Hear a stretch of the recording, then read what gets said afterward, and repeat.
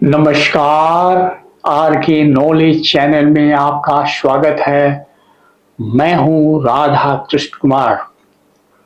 क्या आप जानते हैं कि श्री कृष्ण का नाम रणछोड़ क्यों पड़ा? श्री कृष्ण का नाम रणछोड़ पड़ने की कहानी बहुत रोचक और अर्थपूर्ण है। यह नाम उनके जीवन की एक विशेष घटना से जुड़ा हुआ है, जो उनकी बुद्धिमत्ता और रणनीति को दर्शाती है। रणछोड़ का शाब्दिक अर्थ है युद्ध भूमि को छोड़ने वाला, लेकिन इस नाम के पीछे की कहानी केवल युद्ध से भागने की नहीं, बल्कि उनकी दूरदर्शिता है। श्री कृष्ण का जन्म मथुरा में हुआ था, जहां उनके मामा कंस का अत्याचारी शासन था। कृष्ण ने कंस का वध कर मथुरा को उनकी अत्याचार से मुक्त किया था। कंस की मृत्यु के बाद उनका ससुर और मगध का शक्तिशाली राजा जरासंध क्रोधित हो गया। कंस की दो पत्नियां अस्थि और प्राप्ति जरासंध की पुत्रियां थीं।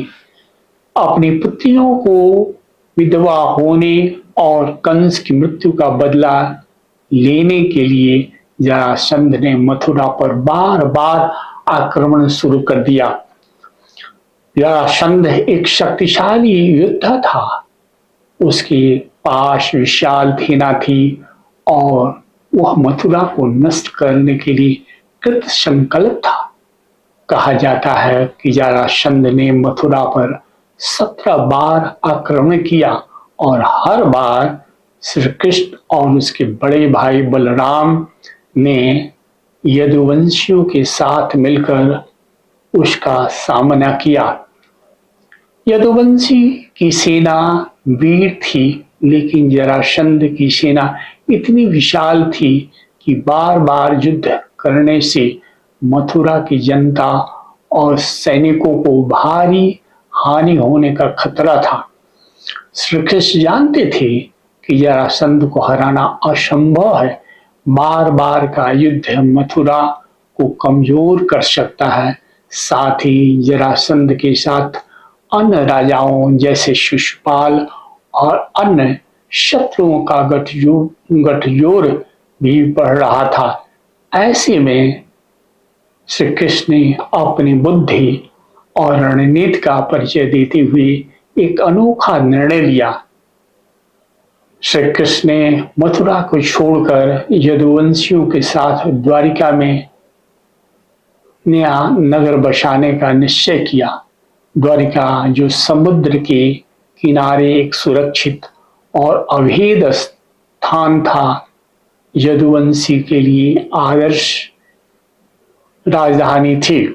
जब जरासंध 18वीं बार मथुरा पर हमला करने आया तो कृष्ण और बलराम ने युद्ध का मात्र दिखावा किया, लेकिन अंत में वे मथुरा से द्वारिका की ओर चले गए। यह देखकर जरासंध और उनके सहयोगियों ने कृष्ण को रणछोड़ कहकर उनका उपहास किया, क्योंकि उन्हें लगा कि कृष्ण युद्ध से भाग गए हैं।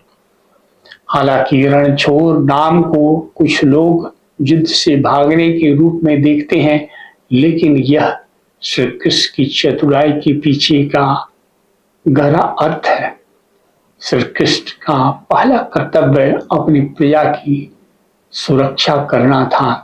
बार बार युद्ध करने से मथुरा की जनता को अनावश्यक कष्ट और हानि होती थी। द्वारिका में जाकर उन्होंने यदुवंशियों को सुरक्षित किया और एक समृद्ध नगर की स्थापना की।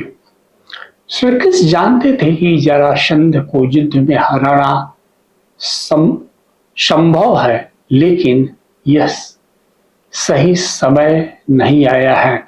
बाद में श्री कृष्ण ने भीम के माध्यम से जरासंध का वध करवाया।